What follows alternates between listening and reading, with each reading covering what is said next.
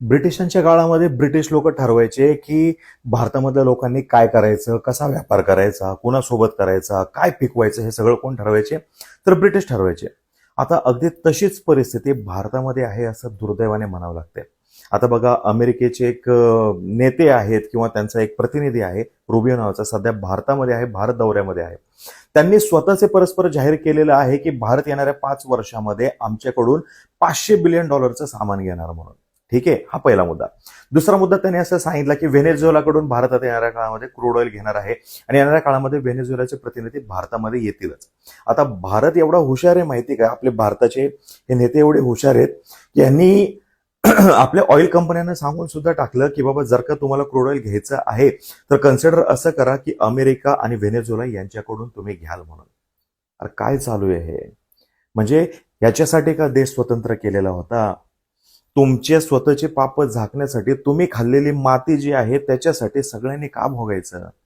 पण $500 बिलियन डॉलरमध्ये पैसे द्यायचे, व्हेनेझुएलासाठी डॉलरमध्ये पैसे द्यायचे. इराण काय वाईट होता? इराण जर का तुम्हाला क्रेडिट देत होता, इराण जर का तुम्हाला रुपयामध्ये क्रूड ऑइल द्यायला तयार होता, केवळ आणि केवळ अमेरिकेला घाबरून तुम्ही त्यांच्याकडून घेतलं नाही. रशिया द्यायला तयार होता, रशियाकडून घ्यायला आपली फाटतीये. कशासाठी हे सर्व काही? काय नेमकं तुम्ही लपवताय? काय तुम्ही केलेलं आहे ज्याच्यामुळे हे सगळं तुम्हाला मान्य करावं लागतंय? 5 दिवसाचा दौरा तुम्ही करून आलात आणि आल्यानंतर अजूनही तुम्ही सांगायला तयार नाही की या 5 दिवसाच्या दौऱ्यामध्ये नेमकं साध्य काय केलं. देशाच्या जनतेला सांगा ना, कशासाठी गेला होता, काय साध्य केलं ह्याच्यामधून. पण नाही सांगायचं, ह्यांची हिंमतच नाहीये सांगायची. नॉर्वेवाला तर किस्सा आता सगळ्यांना कळालेला आहे, कशासाठी काय केलं, कुणाला वाचवण्यासाठी केलं ते. मी परत एकदा सांगतो, फार मोठी काहीतरी गडबड आहे माहितीये, काहीतरी एवढं असं गुंतलेलं आहे की ज्याच्यामुळे ह्या सगळ्या गोष्टी मान्य करतायत. आणि हा रुबियो कोण आहे सांगणारा आपल्या इथं येऊन की बाबा तुम्ही हे करा, तुम्ही ते करा? तो अक्षरशः त्या काळामध्ये, ब्रिटिशांच्या काळामध्ये, जेव्हा तिकडचा माणूस इकडे यायचा आणि इकडच्या सगळ्यांची जी पळापळ व्हायची ना, सगळ्या राजांची वगैरे वगैरे, अगदी तसं काहीतरी चालू आहे, ह्यांची पळापळी चालू आहे, फरफट होते.